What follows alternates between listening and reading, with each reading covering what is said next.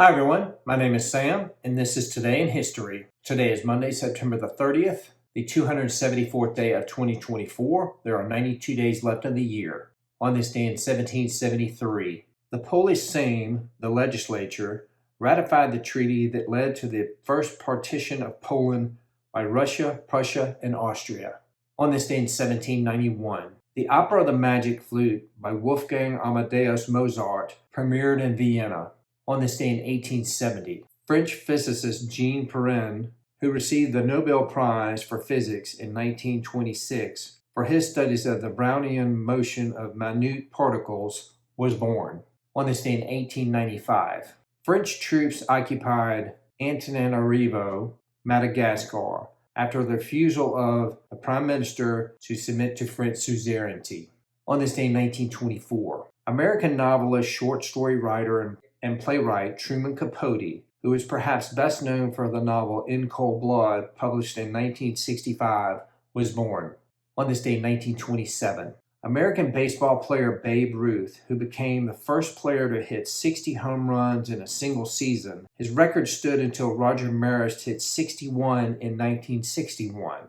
On this day in 1938, the notorious Munich Agreement, in which Britain's Neville Chamberlain encouraged Britain and France to appease Adolf Hitler's demands in the hope of preventing World War II, was reached on this day in 1938. On this day in 1949, the Berlin Airlift officially ended after the Western Allied powers delivered 2,323,738 tons of food, fuel, machinery, and other supplies to West Berlin, which had been cut off from the West during the Soviet blockade of Berlin. On this day in 1954, the USS Nautilus, the first U.S. nuclear-powered vessel, was commissioned by the U.S. Navy. On this day in 1955, American actor James Dean, who became a symbol of the confused, restless, and idealistic youth of the 1950s, died in an automobile crash as he drove to a car rally in Salinas, California.